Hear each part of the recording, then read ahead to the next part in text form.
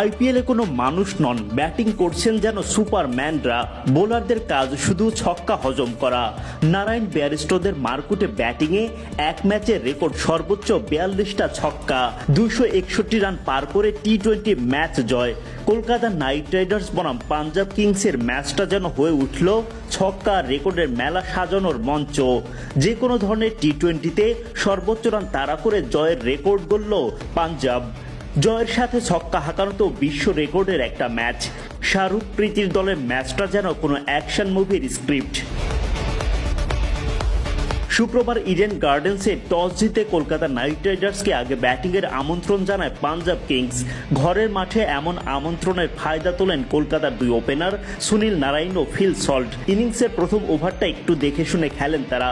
এরপরে শুরু হয়ে যায় ছক্কাচারের ঝড়। কে কার থেকে বেশি মারকুটে সেই প্রতিযোগিতায় যেন চলতে থাকে সল্ট আর নারাইনের মাঝে। মাত্র 24 বল থেকে অর্ধশতক পূরণ করেন নারাইন। থেমে থাকেননি সল্টো, তিনি 50 পূরণ করেন 25 বলে। মারকুটে দুই ব্যাটারি হাফ সেঞ্চুরি পূরণ করেন বাউন্ডারি দিয়ে। সল্ট আর নারাইন জুটির ওপর ভর করে মাত্র 8 ওভারের মধ্যেই 100 রান তুলে ফেলে কলকাতা। 10 ওভার শেষে দলটার রান ধারায় 137। একের পর এক বাউন্ডারি হজম করলেও রাবাদারা তখনও পর্যন্ত কলকাতার একটা উইকেটও তুলতে পারেননি।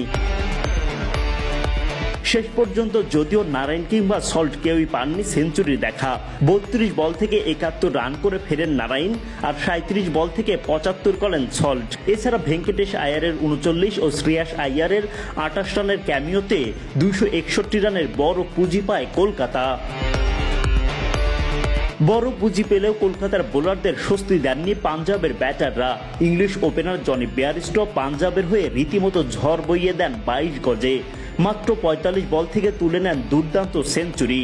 শেষ পর্যন্ত 48 বলে 8 4 ও 9 ছক্কায় অপরাজিত 108 রান করে জয় নিয়ে মাঠ ছাড়েন বেয়ারস্টো।